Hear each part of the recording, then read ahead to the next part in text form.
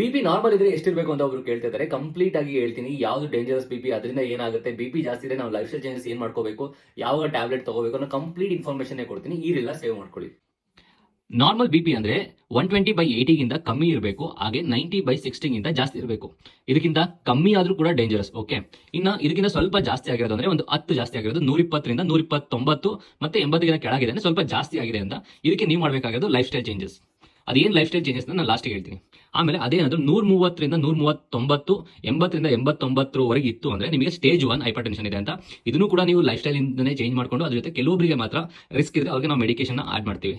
ಇನ್ನ 140 ಮತ್ತೆ 90ಗಿಂತ ಜಾಸ್ತಿ ಇದೆ ಅಂದ್ರೆ ನಿಮಗೆ ಸ್ಟೇಜ್ 2 ಹೈಪರ್ ಟೆನ್ಷನ್ ಇದೆ ಅಂತ. ಇದರಿಂದ ಏನಾಗುತ್ತೆ ಅಂದ್ರೆ ನಿಮಗೆ ಹಾರ್ಟ್ ಡಿಸೀಸ್, ಸ್ಟ್ರೋಕ್ ಮತ್ತೆ ಕಿಡ್ನಿ ಡ್ಯಾಮೇಜ್ ನಿಮಗೆ ರಿಸ್ಕ್ ಜಾಸ್ತಿ ಇರುತ್ತೆ. ಸೊ ನಾವು ಇವರಿಗೆ ಮೆಡಿಕೇಶನ್ ಸ್ಟಾರ್ಟ್ ಮಾಡ್ತೀವಿ. ಅಂಡ್ ಅದೇ ಏನಾದರೂ 180/120ಗಿಂತ ಜಾಸ್ತಿ ಇದೆ ಅಂದ್ರೆ ಇದು ತುಂಬಾ ಡೇಂಜರಸ್ ಇದು. ಓಕೆ, ಇದಕ್ಕೆ ನೀವು ಇಮಿಡಿಯೇಟ್ಲಿ ಹಾಸ್ಪಿಟಲ್ಗೆ ಹೋಗಬೇಕು. ಈ ಸ್ಟೇಜ್ಗೆ ಹೋದಾಗ ಏನಾಗುತ್ತೆ ಅಂದ್ರೆ ನಿಮಗೆ brain, heart, blood vessels, kidney ಮತ್ತೆ ಎಲ್ಲದಕ್ಕೂ ಕೂಡ ಡ್ಯಾಮೇಜ್ ಆಗುತ್ತೆ.